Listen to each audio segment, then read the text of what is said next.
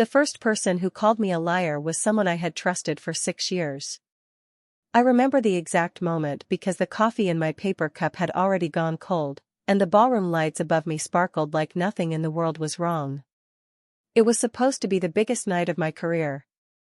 At 26, I had spent nearly 4 years helping build Hope Bridge, a nonprofit that connected struggling families with housing, food assistance, and job training programs across New York City. I wasn't rich. I wasn't powerful. I wasn't the face of the organization. But I believed in what we were doing, and for a long time I thought that was enough. The annual fundraising gala was our biggest event of the year. Crystal chandeliers hung from the ceiling.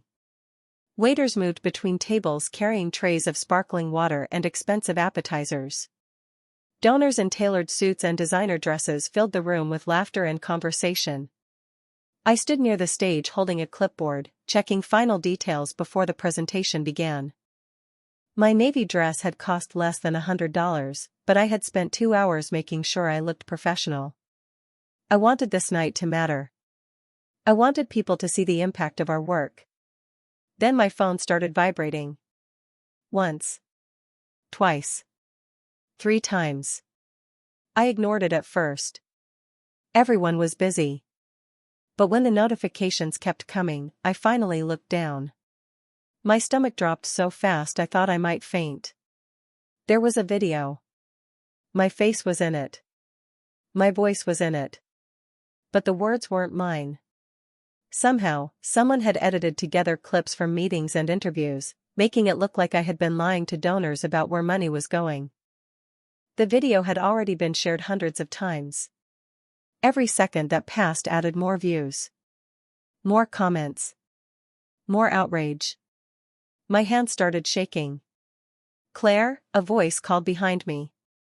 I turned and saw Melissa Carter, our executive director. For a brief moment, relief flooded through me. Melissa would understand. She knew me.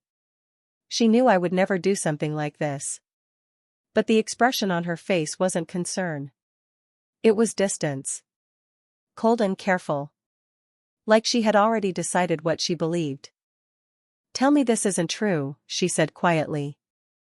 I stared at her. "It's not true. The board has seen the video. Melissa, someone edited it. The donors are asking questions. Because it's fake." My voice cracked. "You know me." She looked away. That hurt more than anything. Not anger. Not accusation. Just the simple fact that she wouldn't look me in the eye. Around us, conversations were beginning to change. People glanced in my direction. Phones appeared in hands. Whispers spread from table to table like ripples across water. I felt the room shifting beneath my feet. The life I had spent years building was coming apart, and it was happening in real time. 30 minutes later, I was standing alone outside the hotel beneath the glow of the city lights. The November air felt colder than it should have. Traffic rolled past in long streams of white and red lights. My phone wouldn't stop ringing. Reporters. Coworkers. Numbers I didn't recognize. I silenced everything.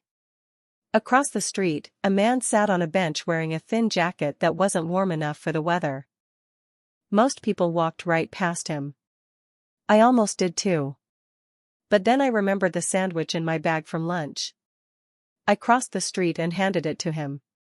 His tired face softened into a grateful smile. "Rough day?" he asked. I laughed once. A broken sound. "You could say that." "Whatever happened," he said, accepting the sandwich, "don't let them tell you who you are." I thanked him and started walking away. I didn't know that someone had been watching the entire exchange from the tinted back seat of a black luxury sedan parked 50 yards down the street. I didn't know his name was Ethan Blackwood. I didn't know he was one of the wealthiest men in America. And I definitely didn't know that while the rest of the city was beginning to believe the worst about me, he had just made a decision that would change both of our lives forever. I did not sleep that night. Every time I closed my eyes, I saw Melissa looking away from me. Not angry. Not disappointed. Just unwilling to stand beside me when it mattered. Somehow that hurt more than the accusations. By 6 o'clock the next morning, rain tapped softly against my apartment window while New York slowly woke beneath a blanket of gray clouds. My phone sat face down on the kitchen counter. I had stopped checking it hours ago. Every notification brought another stranger convinced they knew who I was. Another message demanding explanations. Another person ready to believe the worst version of me. The small apartment felt colder than usual. I wrapped both hands around a mug of coffee and stared at the city skyline outside. For years I had measured my life through purpose. Meetings. Community programs. Families we helped. Volunteers we trained. Now, for the first time since college, I had nowhere I needed to be. The silence felt unnatural. At 9:15, my phone rang again. This time it was Hopebridge. Human Resources. I already knew what they were going to say before I answered. The woman on the line sounded nervous. Her voice shook slightly as she explained that the board was placing me on administrative leave pending an investigation. Administrative leave. Such polite words for being pushed out the door. I listened quietly. Thanked her for calling. Then I hung up and sat motionless for almost 5 minutes. Outside, sirens echoed somewhere downtown. Inside, the coffee had gone cold. Around noon, I forced myself out of the apartment. Staying inside felt like surrender. The corner grocery store looked exactly the same as it always had. The cashier nodded when I walked in. A mother argued gently with her toddler near the produce section. Someone laughed near the checkout lanes. Ordinary life continued without asking how I felt about it. I almost found comfort in that. Almost. As I stepped back onto the sidewalk carrying a paper bag of groceries, I noticed a black sedan parked across the street. It was expensive. The kind of car most people only saw in advertisements. Its windows were dark enough to hide whoever sat inside. I barely gave it a second thought. Wealthy people were everywhere in Manhattan. The city practically ran on money. Still, something about the vehicle stayed with me as I walked home. Maybe because it had been parked in the exact same spot when I passed earlier. Maybe because I had the strange feeling of being observed. 50 yards away, Ethan Blackwood sat in the back seat reviewing a report his private investigator had delivered less than an hour earlier. The file contained every public detail about Claire Bennett. Volunteer records. Employment history. Financial statements. References. Nothing unusual. Nothing suspicious. In fact, the more he read, the less the accusations made sense. Ethan had spent his entire adult life evaluating people. Billion-dollar contracts depended on his judgment. Entire companies rose or fell based on his decisions. He knew deception when he saw it. And something about the story being told about Claire Bennett felt wrong. Across several pages of reports, one detail appeared again and again. Volunteer work. Overtime hours. Donations she never publicized. Acts of kindness that generated no publicity and offered no reward. That did not fit the profile of someone manipulating charitable funds. Ethan closed the folder slowly. Outside his window, he watched Claire disappear into her apartment building carrying 2 grocery bags and an exhaustion she could not quite hide. For a long moment he said nothing. Then he looked at the investigator seated across from him. "Find out who created the video," he said quietly. "And this time, do not stop at the obvious answer." The investigator nodded. Ethan turned back toward the window. Something had happened inside that organization. Someone was hiding behind the noise. And for reasons he could not fully explain yet, he intended to find them. 3 days later, the investigation had become the only thing anyone wanted to talk about. My name was everywhere. News blogs. Social media threads. Comment sections filled with people who had never met me but somehow felt qualified to decide exactly who I was. The worst part was not the strangers. It was the silence from people I thought were friends. Every morning I checked my messages hoping to see something different. An explanation. A question. Even doubt would have been better than certainty. Instead, there was almost nothing. One coworker sent a short text that simply said she was sorry. Another asked whether the rumors were true. Nobody asked how I was doing. Nobody asked if I needed help. By Friday afternoon, I found myself sitting alone in a small coffee shop 3 blocks from my apartment. Rain streaked down the windows, blurring the city outside into a watercolor painting of gray and silver. The place smelled like espresso and cinnamon. Normally it would have felt comforting. Today it felt like hiding. I opened my laptop and began reviewing every project I had worked on during the past year. Grant applications. Donor reports. Internal budgets. If someone had manipulated information, there had to be a trail somewhere. There had to be something I missed. Hours passed. My coffee grew cold. My eyes burned from staring at spreadsheets. Then I saw it. A reimbursement request from 8 months earlier. It was small. Barely noticeable. $5,000 redirected through a consulting vendor I did not recognize. On its own, it meant nothing. But when I searched the records, I found another payment. Then another. Then another. Different amounts. Different dates. Same vendor. My pulse quickened. I clicked deeper. The company address led to a mailbox rental in New Jersey. No website. No employees listed. No public business activity. A chill ran down my spine. Maybe it was nothing. Maybe there was a simple explanation. But for the first time since everything collapsed, I felt something other than fear. I felt curiosity. Across town, Ethan sat inside a conference room overlooking Midtown Manhattan. The walls were glass. The view stretched for miles.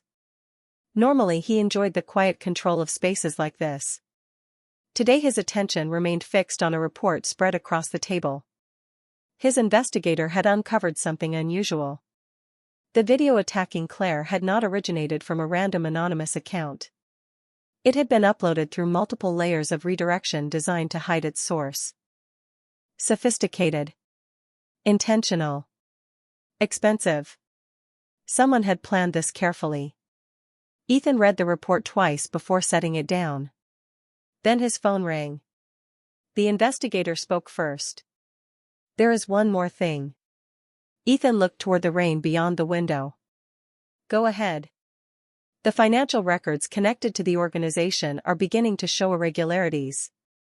Ethan was silent for several seconds. Then he smiled slightly. Not because the situation was improving. Because for the first time, the pieces were beginning to fit together. At that exact moment, sitting alone in the coffee shop, I opened another file and discovered a transaction connected to a board member I had trusted for years. My breath caught. My hand froze above the keyboard. Suddenly the room felt very quiet. Because deep down, I realized something terrifying. Maybe the video was never about proving I was guilty. Maybe it was created to make sure nobody looked in the direction of the people who actually were. My mother used to say that character is revealed when nobody is clapping for you. I had not thought about those words in years. Not until I found myself sitting alone in my apartment at midnight, staring at transaction records that seemed to raise more questions than answers. The city outside was quiet except for the occasional hum of traffic below my window. The lamp beside the couch cast a soft pool of light across the scattered papers covering my coffee table. I rubbed my eyes and leaned back. Exhaustion settled into my bones. Part of me wanted to stop looking. Part of me wanted to close the laptop, pull a blanket over my head, and pretend none of this was happening. But every time I considered giving up, I remembered the families we had helped through Hope Bridge. Single parents finding housing. Veterans finding jobs. Children receiving school supplies. Those people deserved the truth. Even if nobody believed me. Especially if nobody believed me. Around 1 in the morning, my phone buzzed with a message from an unknown number. I froze. For several seconds, I simply stared at the screen. Then I opened it. The message contained only one sentence. Stop digging. You are making things worse for yourself. My heartbeat quickened. There was no signature. No explanation. Just those 8 words. I read them 3 times. Then a fourth. Fear crept into my chest. Not because of the threat itself. Because whoever sent it knew I was looking. They knew I had not given up. I locked the phone and placed it face down on the table. For a moment, I considered calling the police. Then I imagined trying to explain everything. Anonymous messages. Suspicious transactions. Edited videos. Nothing concrete. Nothing anyone could act on. Across Manhattan, Ethan sat alone in his penthouse office overlooking Central Park. The floor-to-ceiling windows reflected the city lights like thousands of tiny stars. Most nights he worked late. Tonight was different. The investigation file lay open in front of him. Several names had begun appearing repeatedly. Vendors connected to board members. Financial transfers lacking documentation. Internal approvals that should never have passed review. None of it proved wrongdoing yet. But together, the pattern was becoming difficult to ignore. Ethan reached for his coffee and discovered it had gone cold hours earlier. He barely noticed. His attention remained fixed on one photograph clipped to the report. Claire Bennett. Standing beside a community center during a volunteer event. Smiling despite the rain soaking her jacket. The image had been taken nearly 2 years earlier. Long before any scandal. Long before anyone decided she would make a convenient target. His phone rang. The investigator again. We found something else, the man said. Ethan listened carefully. His expression darkened. Not with anger. With certainty. The kind that comes when scattered pieces finally begin forming a complete picture. Meanwhile, I sat in my apartment rereading my mother's last birthday card. The edges were worn from age. The handwriting slightly faded. I had carried it through 3 apartments and 2 career changes. At the bottom of the card she had written a sentence I never fully appreciated until now. Do not let difficult people convince you that kindness is weakness. I smiled despite everything. Then I looked back at the laptop screen. Back at the records. Back at the questions nobody wanted asked. And for the first time since my life started unraveling, I realized something important. I was still scared. I was still alone. But I was no longer confused. Someone wanted me to stop searching. Which meant I was finally getting close to something they desperately wanted hidden. The next morning began with sunlight spilling across my kitchen floor, the first clear sky New York had seen in nearly a week. For most people, it probably felt hopeful. For me, it felt strange. The world looked brighter while my life remained suspended somewhere between accusation and uncertainty. I sat at the table with a notebook, a laptop, and a growing list of names connected to transactions I could not explain. The anonymous message from the night before lingered in my mind. Stop digging. You are making things worse for yourself. Whoever sent it wanted fear to do their work for them. The problem was that fear had already taken almost everything from me. There was not much left for it to steal. Around 10 o'clock, I left the apartment and headed toward a community center in Queens. Long before Hope Bridge hired me, I had volunteered there on weekends helping families fill out housing applications and job assistance forms. The director, Mrs. Ramirez, had become something like family over the years. I had not told her everything that was happening. I did not want her worrying about me. But when I walked through the front doors, she immediately saw through my smile. You look tired, Claire, she said gently. I laughed. That obvious? Only to people who care. Those words nearly broke me. Not because they were dramatic. Because they were kind. And lately, kindness had become rare. I spent the afternoon helping organize donated school supplies for local families. For a few hours, nobody cared about videos or investigations. Nobody whispered when I entered a room. Children ran through the hallways carrying backpacks almost bigger than they were. Parents thanked volunteers. Life continued. Real life. The kind that existed far away from social media outrage. As I sorted notebooks onto shelves, Mrs. Ramirez handed me a small envelope. "This came yesterday." I frowned. "For me?" She nodded. There was no return address. My stomach tightened immediately. I opened it carefully. Inside was a single business card. No message. No explanation. Just a name embossed in dark silver letters. Ethan Blackwood. I stared at it. The name was familiar. Everyone in America knew who Ethan Blackwood was. Billionaire entrepreneur. Investor. Philanthropist. The kind of person who appeared on magazine covers and financial news channels. I turned the card over. Written neatly on the back was a phone number and 6 words. "If you need help, call me." I looked up in confusion. Mrs. Ramirez shrugged. A courier delivered it personally. Meanwhile, 40 stories above Manhattan, Ethan stood inside his office studying a new report. His investigator had traced several suspicious financial approvals to one individual on the Hope Bridge board. The same name now appeared connected to the vendor accounts, the altered records, and communication surrounding the video release. The pattern was no longer subtle. Someone inside the organization had orchestrated everything. Ethan looked toward the skyline. Most people assumed money solved problems. Sometimes it did. But this was not a problem money could fix. This required patience. Evidence. Timing. He picked up his phone. "Keep watching," he instructed. "Nobody moves until we know everything." Back in Queens, I slipped the business card into my purse and tried to focus on work. But my thoughts kept returning to the same question. Why would someone like Ethan Blackwood reach out to someone like me? I had no answer.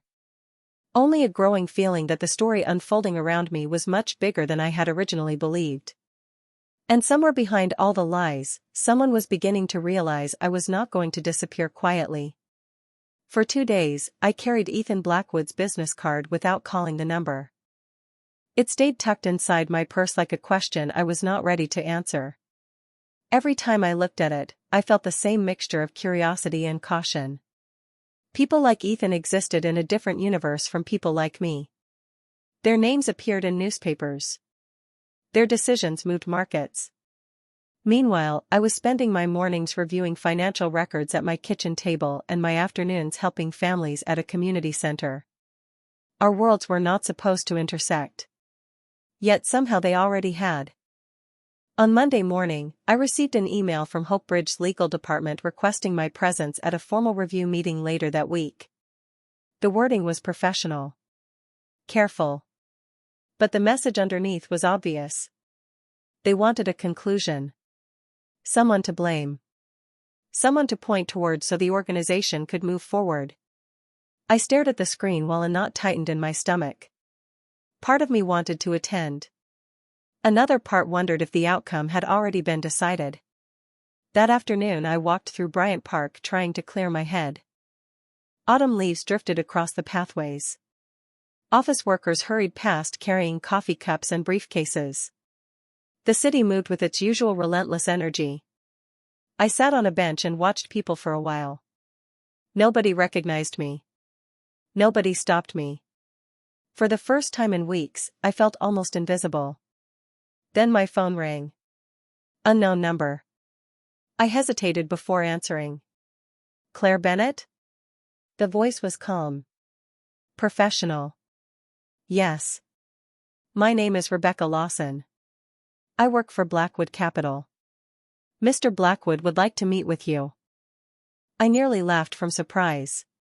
Why? There was a brief pause. He believes you deserve information that may be important to your situation. I looked across the park as a cold breeze rustled through the trees. And if I say no? Then nothing happens.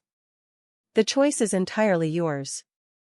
After the call ended, I sat there for several minutes staring at the skyline beyond the park. Nobody had given me choices recently. Decisions had been made about me. Judgments had been made about me. Stories had been written about me. The simple fact that someone was offering me a choice felt unusual. Across town, Ethan stood inside a conference room reviewing new findings from the investigation. More records had surfaced. More inconsistencies. The evidence now stretched back nearly 3 years. What originally appeared to be isolated discrepancies had evolved into a pattern impossible to ignore. Several people inside Hope Bridge knew exactly what was happening. More importantly, some of those same people had participated in shaping the narrative against Claire. Ethan closed the file and looked toward the city beyond the glass walls. He had spent weeks observing from a distance. Gathering facts. Verifying assumptions. Waiting. But the time for observation was ending. If Claire attended that review meeting without knowing what he knew, she would walk into it completely unprepared. That evening, back in my apartment, I placed the business card on the kitchen table beside my laptop. The room was quiet except for the hum of the refrigerator and the distant sounds of traffic outside. I stared at the number for a long moment. Then I picked up my phone. Because deep down, I was beginning to understand something important. Whoever had started this expected me to stand alone. And for the first time since everything fell apart, I was no longer sure that I had to. The meeting took place the following afternoon in a private conference room overlooking the Hudson River. I arrived 10 minutes early and immediately felt out of place. Everything inside the building reflected quiet wealth. Polished stone floors. Floor-to-ceiling windows. Employees moving with calm confidence. Nobody rushed. Nobody raised their voice. The receptionist greeted me by name before I even introduced myself. That alone felt strange. For weeks, I had become the woman everyone doubted. Here, somehow, people acted as if I still mattered. Rebecca Lawson met me in the lobby and guided me upstairs. She was warm without being overly familiar, professional without being cold. When the elevator doors opened, my heartbeat quickened. I was not nervous about meeting a billionaire. I was nervous about what he might know. Ethan stood near the windows when I entered. He turned as the door opened. For a moment, neither of us spoke. He looked exactly like every photograph I had seen online, except less polished somehow. More real. There was no camera. No audience. No reporters. Just a man studying me with calm attention. "Thank you for coming," he said. His voice was lower than I expected. "Thank you for inviting me," I replied. He gestured toward a chair across from a large conference table. I sat down carefully while he remained standing for another second before taking the seat opposite me. A folder rested between us. Thick. Organized. Important. My eyes immediately locked onto it. Ethan noticed. "You have been looking into the financial records." It was not a question. I nodded slowly. "How do you know that?" "Because someone became concerned enough to send you a warning." A chill ran through me. "You know about that?" "I know more than that." He opened the folder. Inside were copies of transactions, internal approvals, consulting agreements, and organizational records. Some of them matched documents I had already found. Others were completely new. My pulse accelerated as I flipped through the pages. Names appeared repeatedly. Board members. Vendors. Financial approvals. Patterns I had suspected but could never fully prove. These records were hidden behind multiple layers of authorization, Ethan explained. Most people would never have found them. I stared down at the evidence. "Why are you showing me this?" He was quiet for several seconds. Long enough that I almost thought he would not answer.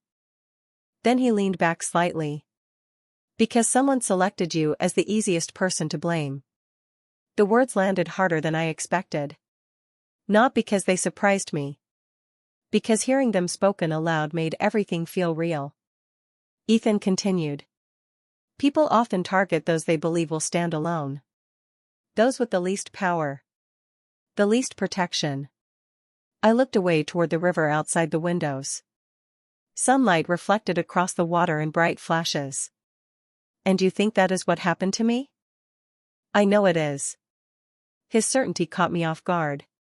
Most people had offered opinions. Theories. Assumptions. Ethan sounded different. Like someone speaking from evidence rather than emotion. For the first time in weeks, I felt something unfamiliar beginning to replace the exhaustion that had followed me everywhere. Hope. Small. Fragile. Dangerous. But real. Then Ethan slid one final document across the table. I looked down at the signature printed at the bottom of the page and felt my entire body go still. Because the person connected to the hidden transactions was not just someone I trusted. It was someone who had publicly demanded accountability from me from the very beginning. The signature belonged to Melissa Carter. I stared at the page so long that the letters began to blur together. Part of me wanted to believe there had to be another explanation. A misunderstanding. An administrative error. Anything other than the conclusion forming in my mind. Melissa had hired me. Mentored me. Celebrated promotions with me. She had attended my mother's memorial service years earlier and sat beside me when I could barely speak through the grief. People like that were not supposed to become strangers. They were definitely not supposed to become suspects. Ethan remained silent while I absorbed the information. He seemed to understand that some truths required space. Finally, I looked up. Are you certain? My voice sounded smaller than I intended. Ethan nodded once. The documents have been verified multiple times. I looked back down at the signature. The room suddenly felt colder. Why? The question escaped before I could stop it. Ethan folded his hands together. That is what we are still trying to understand. We. The word caught my attention. Not you. Not my investigators. We. Somehow, without noticing when it happened, I was no longer standing alone on one side of the problem. The realization felt unfamiliar. After the meeting ended, Ethan offered to have a car take me home. I almost refused out of habit. Lately I had been refusing help from everyone. But exhaustion finally won. The city drifted past the window as the car moved through afternoon traffic. Manhattan looked exactly as it always had. Street vendors. Crowded sidewalks. Yellow taxis. Yet everything felt different. For weeks I had been searching blindly. Now I had a direction. The answer was painful, but at least it was an answer. Instead of going straight home, I asked the driver to drop me off at the community center in Queens. The moment I walked through the doors, I was greeted by the sound of children laughing in the gymnasium. Volunteers were preparing meals for several families. A teenage girl struggled to organize donated books along a shelf. Without thinking, I set down my purse and joined her. For the next 2 hours, I sorted supplies, carried boxes, and helped wherever I could. Nobody asked about scandals. Nobody mentioned investigations. They simply needed help. So I helped. Later that evening, Mrs. Ramirez found me stacking canned goods in a storage room. You know, she said softly, most people disappear when life gets hard. I smiled faintly. I thought about it. What stopped you? I considered the question. The answer surprised even me. Because somebody still needs me. She nodded as if that made perfect sense. Across the city, Ethan reviewed another update from his team. More evidence continued surfacing. The deeper they looked, the more complicated the situation became. Yet one detail remained constant. Every report eventually circled back to the same handful of individuals. The same decisions. The same hidden approvals. Ethan closed the file and glanced toward the darkening skyline. Claire had spent the afternoon helping strangers while carrying the weight of her own problems. Most people under that kind of pressure turned inward. She had done the opposite. And for reasons he could not fully explain, that mattered to him more than any financial report ever could. Meanwhile, standing alone in the storage room, I realized something important. The people behind this had taken my job. They had damaged my reputation. They had tried to isolate me. But they had failed to change who I was. And somehow, that felt like the first real victory I had experienced in weeks. The formal review meeting was scheduled for Thursday morning. 3 days away. 72 hours that felt both impossibly short and painfully long. Every time I looked at the calendar, my stomach tightened. The people sitting in that room would decide more than my employment status. They would decide which version of the story became official. The truth or the lie. By Wednesday evening, rain had returned to the city. I sat beside my apartment window watching droplets slide down the glass while stacks of documents covered nearly every available surface in the room. Financial records. Vendor reports. Internal approvals. Notes from conversations. Evidence that continued growing with every passing day. Yet despite everything we had uncovered, uncertainty still lingered. Evidence mattered. But perception mattered too. And perception had already been working against me for weeks. My phone buzzed shortly after 7 o'clock. A message from Ethan. Not a lawyer. Not an assistant. Ethan himself.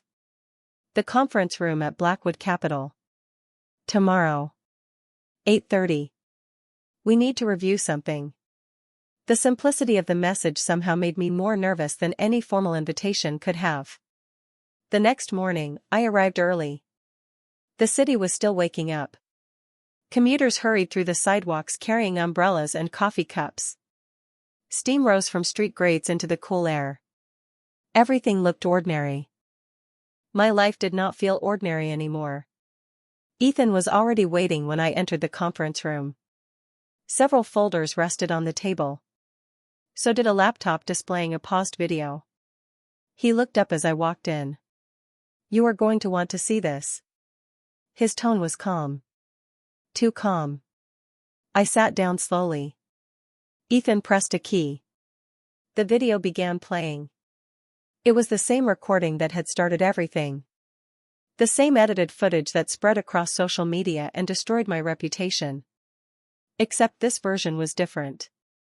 Unedited. Complete. My breath caught immediately. Entire sections had been removed from the public version. Context had disappeared. Statements had been rearranged.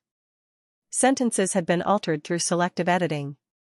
I watched in stunned silence as the original recording exposed every manipulation. Every distortion. Every carefully constructed lie. When the video ended, the room remained quiet. Where did you find this? I finally asked. Someone kept a backup. Ethan folded his hands together. Someone who was beginning to worry. For several seconds, neither of us spoke. Then I laughed softly. Not because anything was funny. Because relief felt so unfamiliar that I almost did not recognize it. The truth existed. Not just in financial records. Not just in suspicions. In something undeniable. Ethan studied me carefully. You should know something before tomorrow. I looked up. What? His gaze never wavered.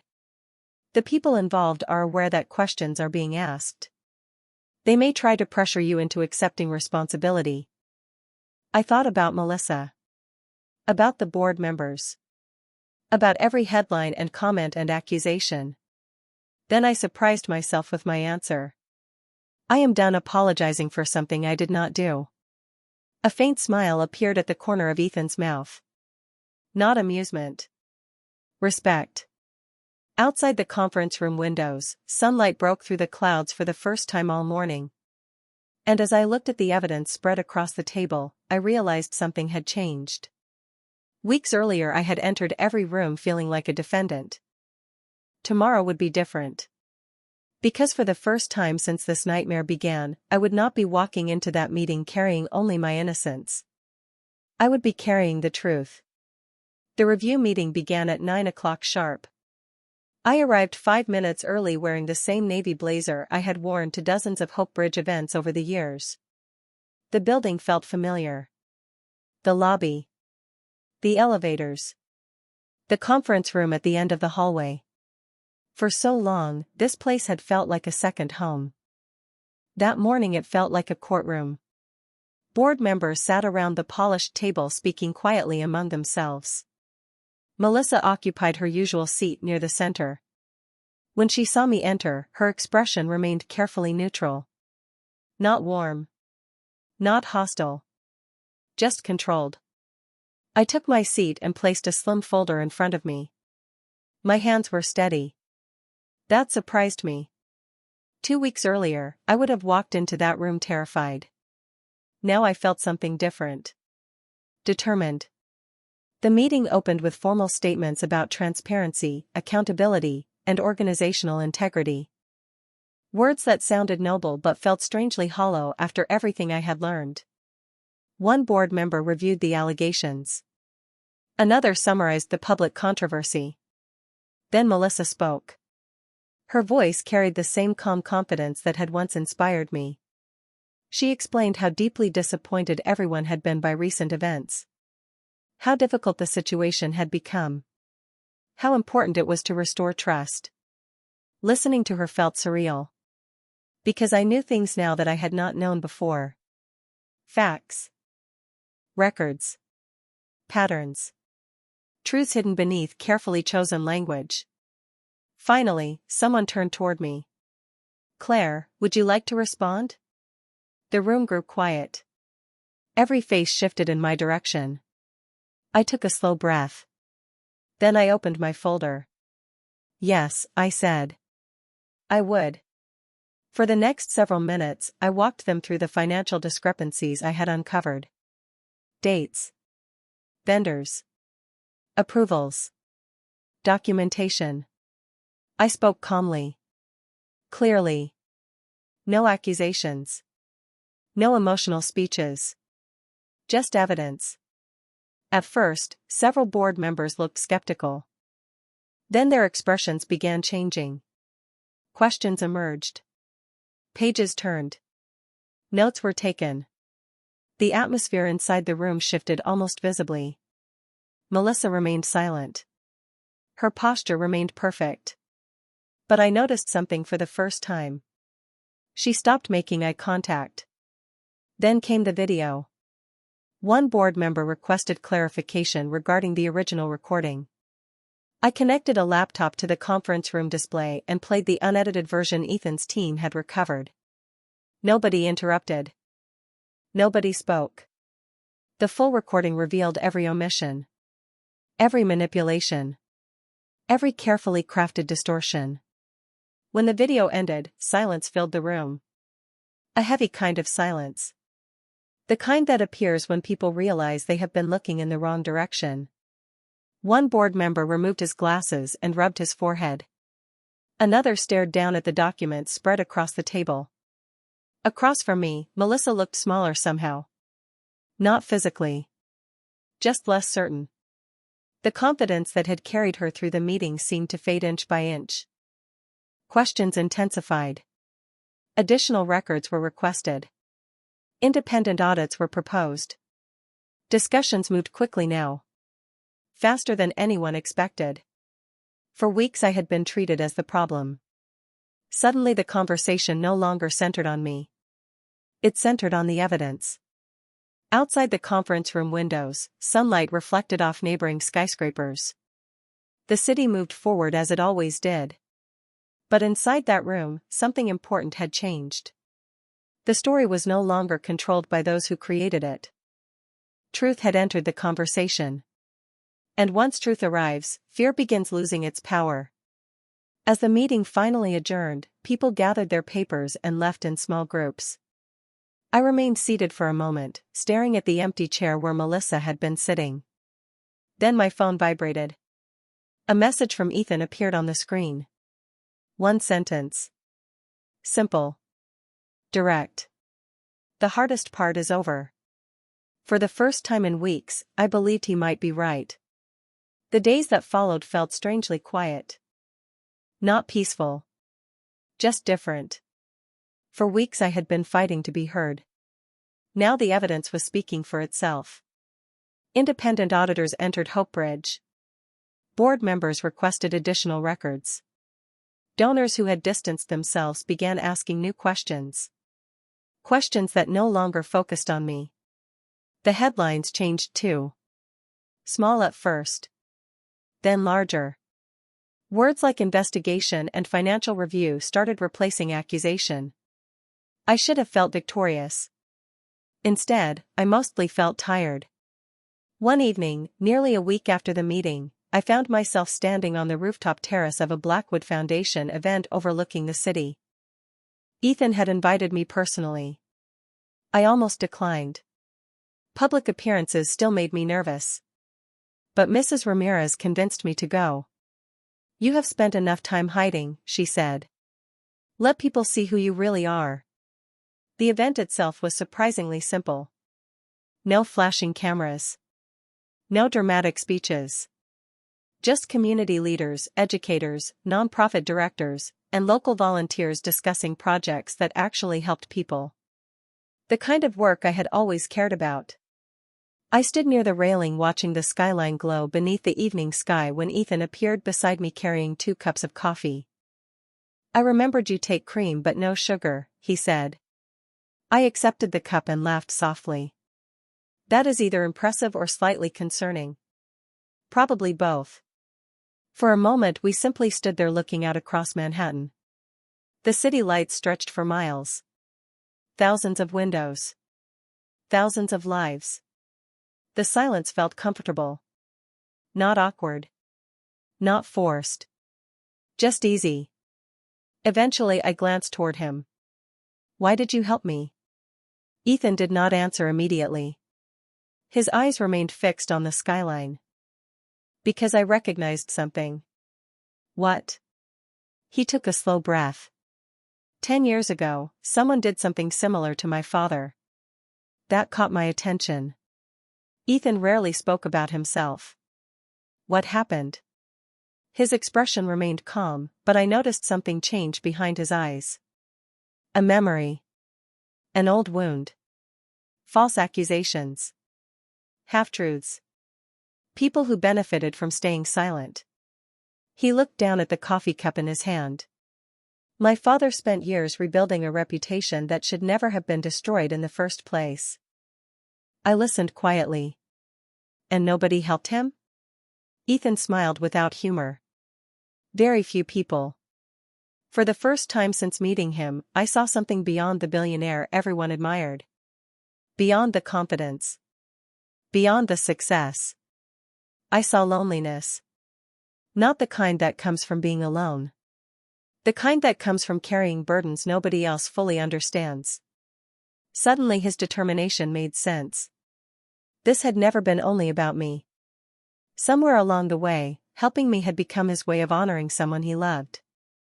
The realization settled heavily in my chest. "Your father would be proud of you," I said softly.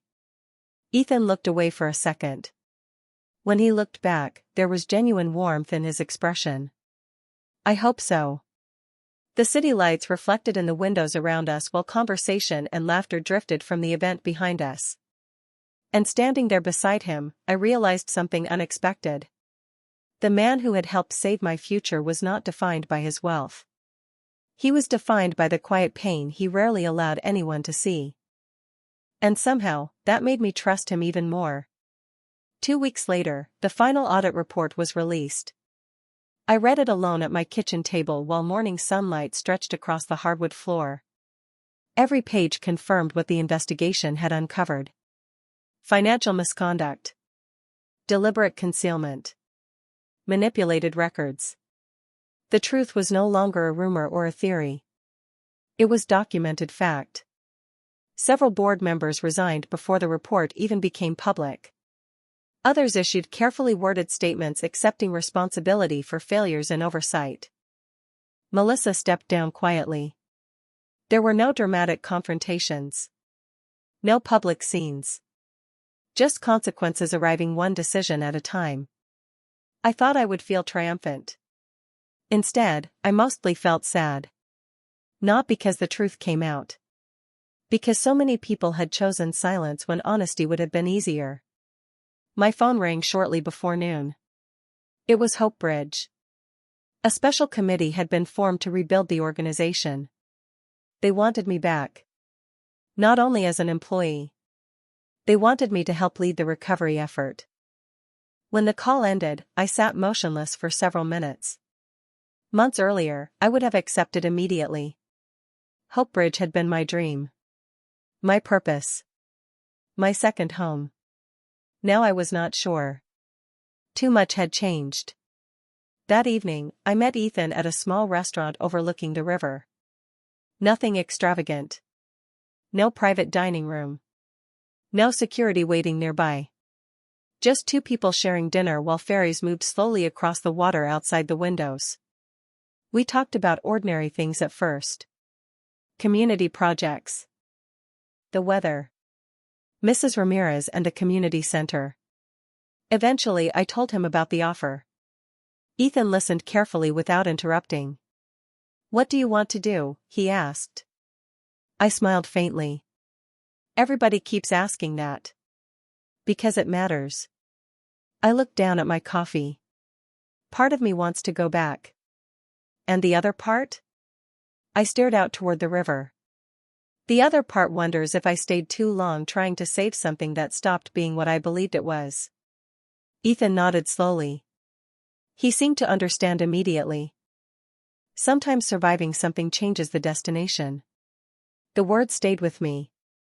Later that night, I walked home alone through quiet Manhattan streets. The air felt cool. Comfortable. For the first time in months, nobody was following the story anymore. The headlines had moved on.